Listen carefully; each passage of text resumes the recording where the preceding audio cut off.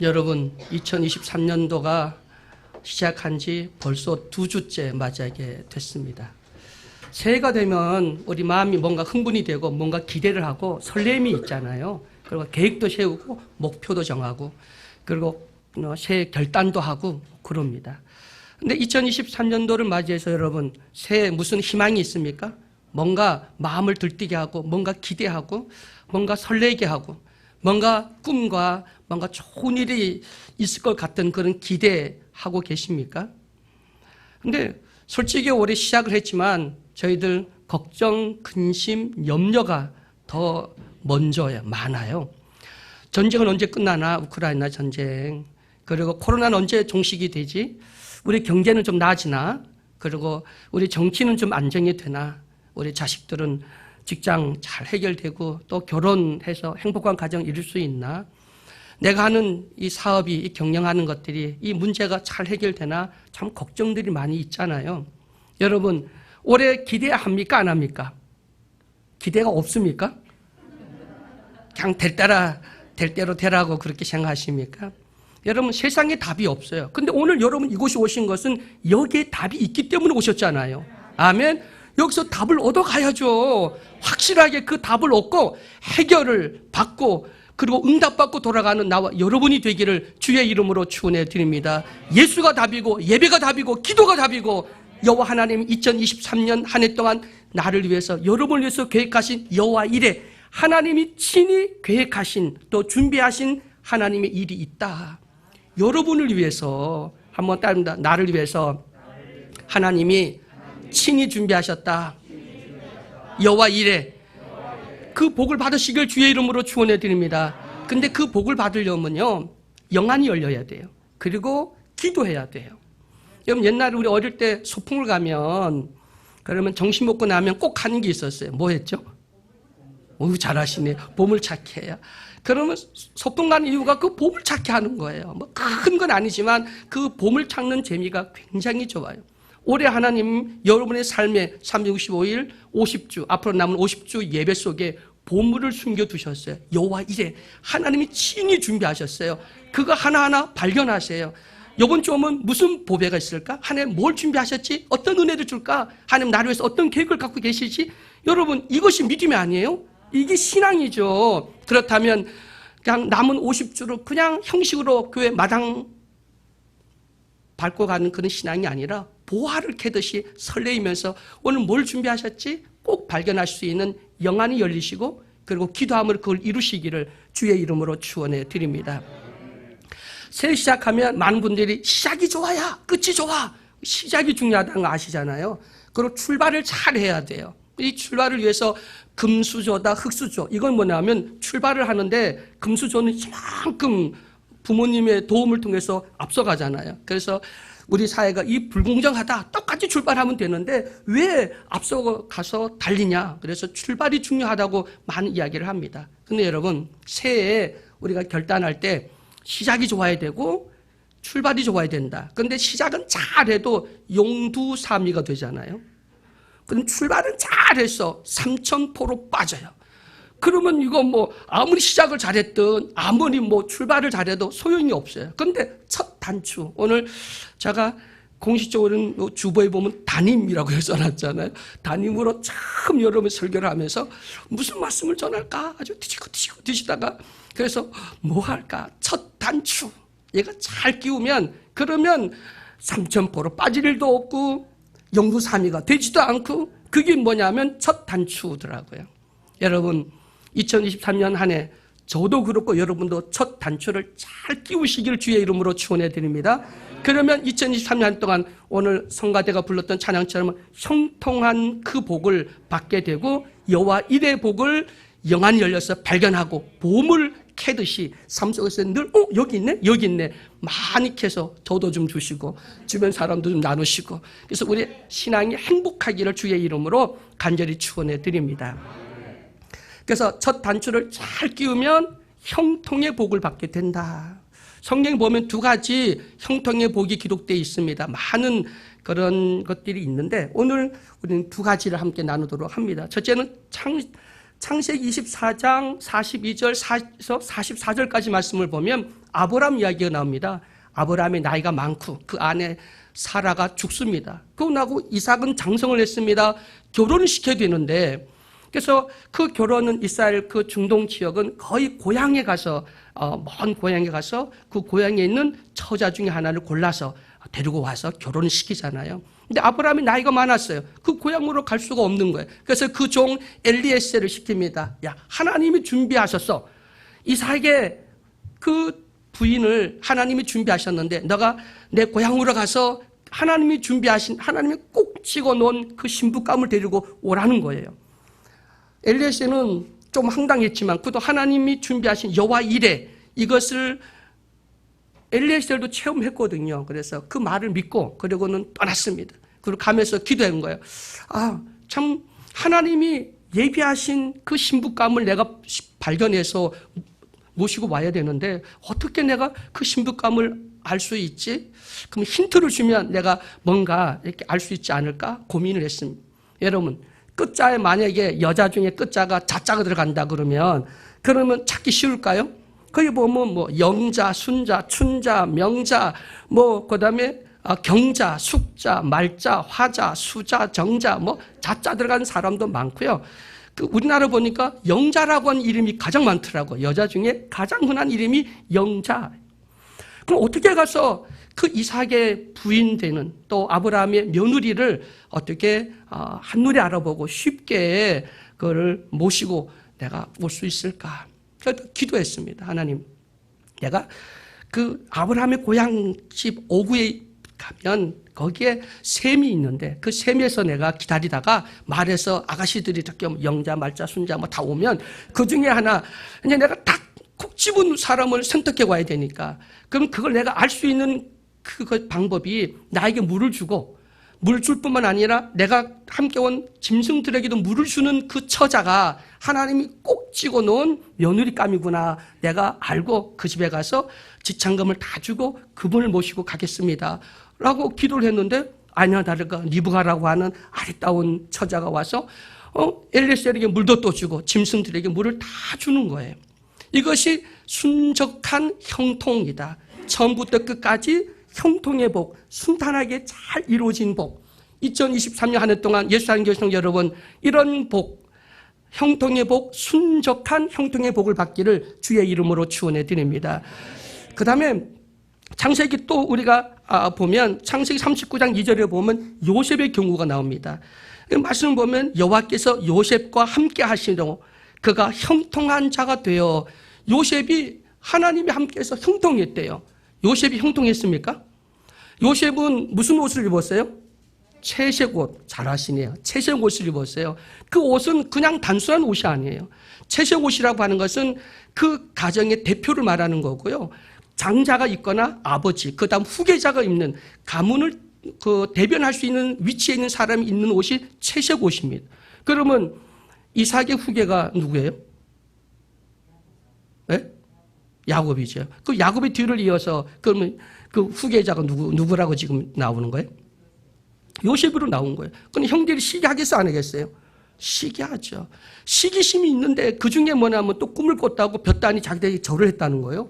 뭐 별들이 자기의 절을 하고 해와 달이 절을 했다는 거예요. 그러니까 불난 집에다가 뭐 신나를 끼얹은 거지. 형들이 시기 질투, 옷 입은 것도 눈꼴실인데 거기에다가 그 꿈 얘기까지 하니까 아주 그냥 시기 질투가 폭발을 했습니다.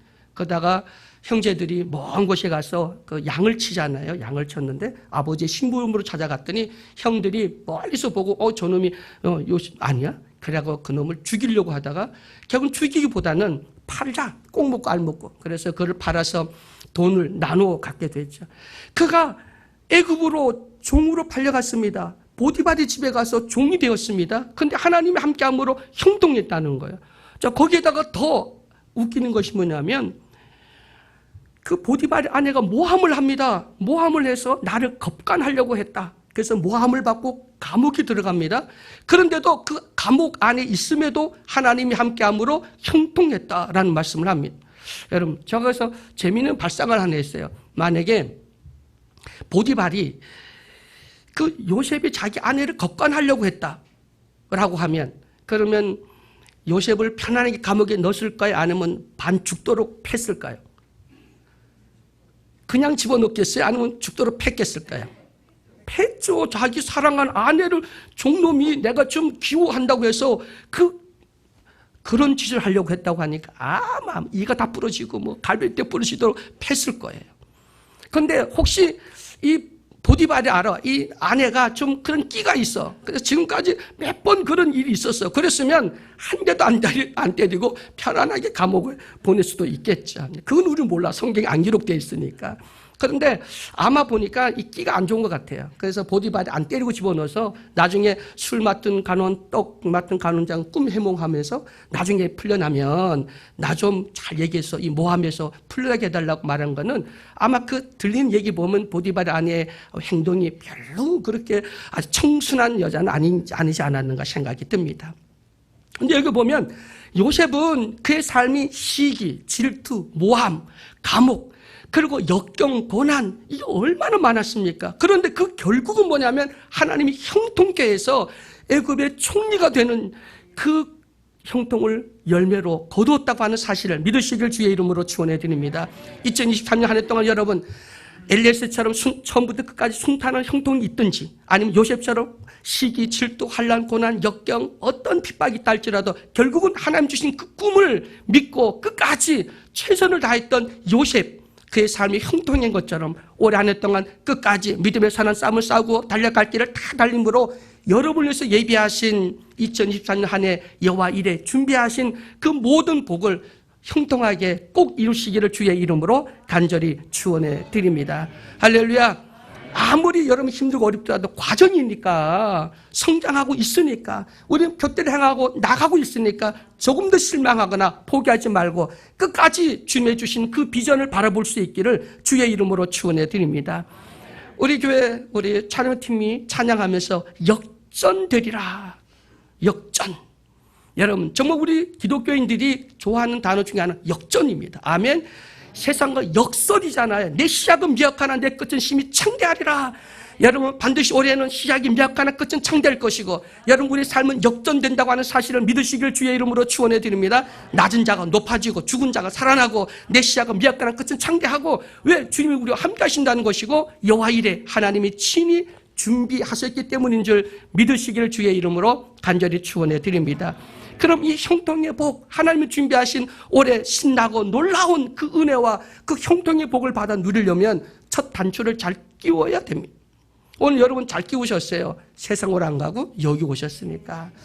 예배를 드리니까 또 하나님 은혜를 사모하니까 그리고 오늘 영안이 열리고 들을 귀가 있고 입술이 열려서 주의 복음을 증거하고 입으로 선포하면 하나님이 책임지시는 거예요. 여러분 지르세요. 하나님은 책임지십니다. 지르세요. 책임지십니다. 내가 책임지는 게 아니라 아버지가 책임져요. 뻥카 난리란 얘기가 아니라 예수 믿는 사람 든든한 빽이 있잖아요. 하나님이 무리고 분명히 말해서 너 날려. 뻥카를 날리라는 거야. 뻥카가 아니야. 내가 책임진다는 거야. 내가 볼 때는 뻥카 같지만 하나님이 책임지시고 하나님 여호와 이레 친히 준비하신다고 하는 사실을 깨달아서 올 한 해 동안 나 오늘 하나님 나와 함께 하면 이런 일이 이루어질 거야. 할렐루야. 이루어질 거야. 꼭 이루어질 거야. 내가 주인공이 될 거야. 응답 받을 거야. 고백하시기를 주의 이름으로 축원해 드립니다. 예수님이 이 땅에 오셔서 처음 사역하실 때 예수님의 첫 복음이 뭐였어요? 예수님의 첫 복음이 뭐였죠? 회개하라. 천국이 가까웠다. 예수님은 한 번도 자기 나라, 예수 그리스도의 나라를 이 땅에 이루고자 하지 않았어요. 많은 사람들이 예수님을 왕으로 세우려고 하고 예수님의 세상을 만들려고 했지만 예수님 아니야. 내 세상이 아니야. 아버지의 세상, 아버지의 나라야.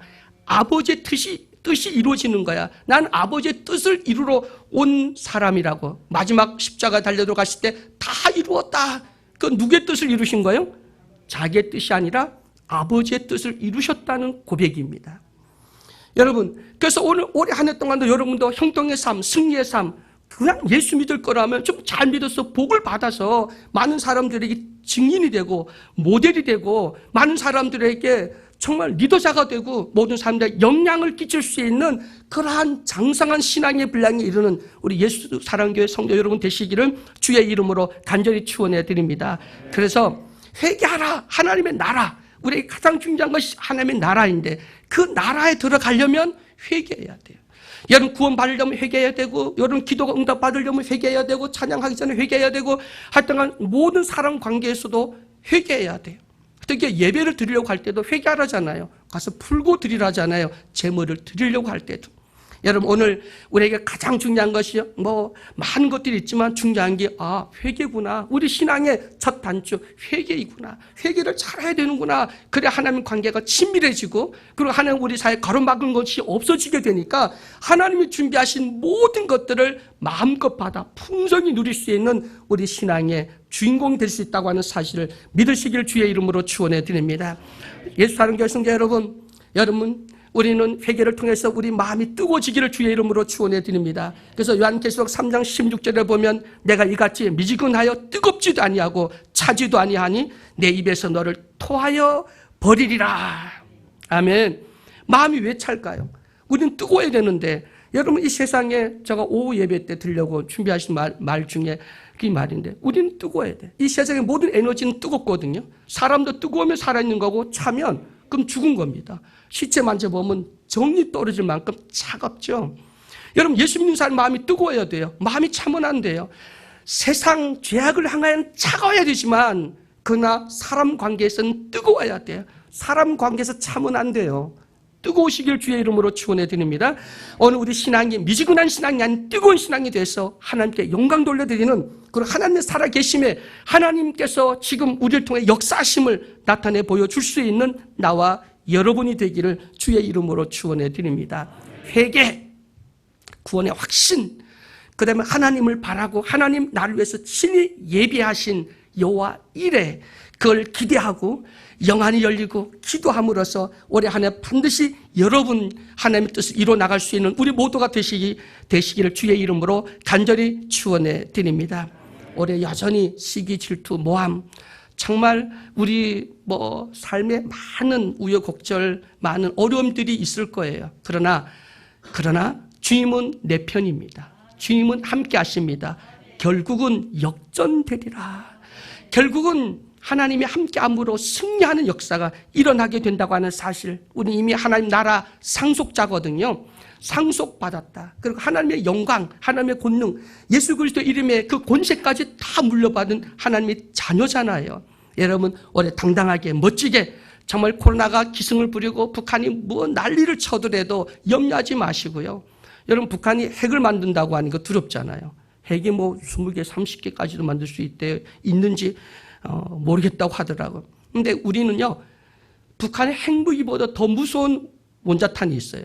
뭔지 아세요? 오늘 맞추면 내가 선물 하나 진짜 드릴게. 북한 핵보다 더 무서운 핵이 우리에게 있어. 뭘까요? 뭘까요? 네? 그것도 비슷한 답인데, 그것도 맞는 답인데, 내가 원하는 답은 아니에요. 뭘까요? 사랑의 원자탄. 아멘? 아멘이십니까? 북한의 핵을 100개 만들면 뭐예요? 그거 더 무서운 사랑의 원자탄이 있는데, 손양 목사님, 사랑의 원자탄. 우린 그거 만들면 되지. 뭘 또 핵 만들어야 돼요? 그럼 같이 죽자는 거지. 여러분 사랑의 원자탄이 되기를 주의 이름으로 축원해 드립니다. 그럼 여기 원자탄이 몇 개입니까? 여기만 있어도 북한의 핵은 숫자도 뛰어넘고 세상을 변화시키는 거예요.